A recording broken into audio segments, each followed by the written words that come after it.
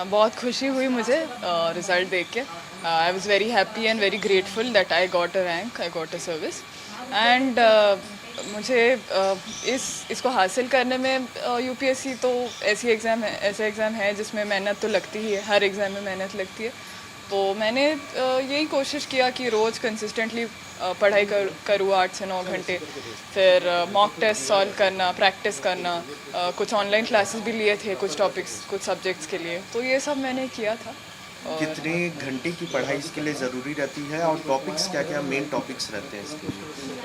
अ, घंटे तो फिर वो पर्सन टू पर्सन वेरी होते हैं, बट मेरे लिए मैंने ये देखा कि 8 to 9 hours daily was good for me and exam के टाइम ये बढ़ जाते थे क्योंकि फिर उस समय ज़्यादा पढ़ना पड़ता है एंड इम्पॉर्टेंट टॉपिक्स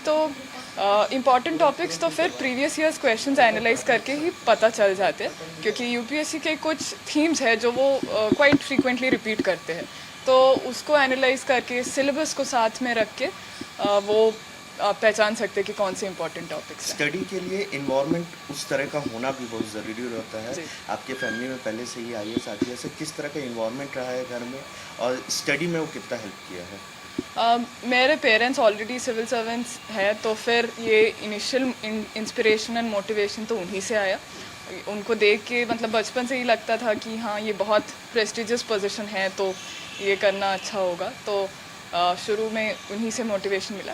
फिर घर में एनवायरनमेंट अच्छा था क्योंकि फिर उनको पता था, क्योंकि उन लोग खुद एग्ज़ाम दिए, उनको पता है कि कितनी मेहनत लगती है इसमें एंड कैसा एफ़र्ट डालना होता है एंड फिर उन लोग इमोशनल सपोर्ट भी बहुत किए कि जब भी लो लगता था तो फिर ऐसा सुनते थे या बात करते थे एंड फिर उन लोग हमेशा मेरे पेरेंट्स हमेशा एम्फसाइज़ किए कि डिसिप्लिन रहना बहुत ज़रूरी है एंड सही में इस एग्ज़ाम के लिए, किसी भी एग्ज़ाम के लिए ज़रूरी है, तो इस सब का रोल रहा है। अपने आप को सेल्फ मोटिवेट करने के लिए क्या करते थे? क्योंकि सेल्फ मोटिवेशन क्योंकि रेगुलर स्टडीज़ में काफ़ी ज़रूरी रहता है। सेल्फ मोटिवेशन के लिए जैसे एक चीज़ तो ये याद रखना चाहिए कि आप क्यों कर रहे हैं, क्यों इस एग्ज़ाम को क्यों दे रहे हैं। तो जब भी कभी डाउट लगता है तो फिर रिमाइंड कर सकते थे, इसलिए मैंने स्टार्ट किया था।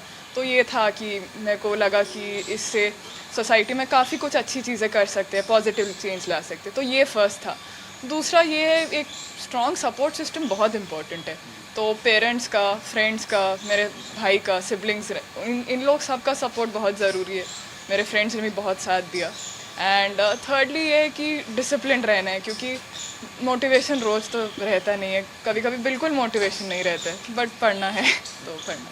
क्या आप हमेशा से यूपीएससी क्वालिफाई करके आईएएस आईपीएस ही बनना चाहते थे? हाँ, ये तो मेरा बचपन में मतलब एक सॉर्ट ऑफ डोरमेंट आइडिया था कि हाँ, मुझे ये करना है, कभी मतलब ये करना है, तो ये बचपन में था। उस समय यही देखते थे कि जैसे मैं पेरेंट्स के ऑफिस में कभी उन लोग लेके गए तो ये देखती थी कि हाँ, बहुत रिस्पेक्ट मिल रहा है उनको एंड बहुत अच्छी पोजीशन है। बाद में जब मैं बड़ी हुई तब रियलाइज़ हुआ कि ये बहुत स्कोप है इसमें, बहुत अपॉर्चुनिटीज़ है अच्छे करने के लिए। फिर ये कॉन्शियस डिसीजन था, तो फिर कॉलेज के टाइम थोड़ा प्रिपरेशन स्टार्ट कर दिया ये था। कौन सा अटेम्प्ट था आपका और फ्यूचर आप क्या देखती हैं? अब कैसे क्या करना है? ये मेरा सेकेंड अटेम्प्ट था एंड फ्यूचर में मैं यही देखती हूँ कि मैं एक रिस्पॉन्सिबल सिविल सर्वेंट बनूँ, जो भी मुझे रिस्पॉन्सिबिलिटीज़ दी जाए मैं उनको अच्छे तरीके से निभाऊँ और अल्टीमेटली लोगों के भले के लिए, अच्छे के लिए काम करूँ।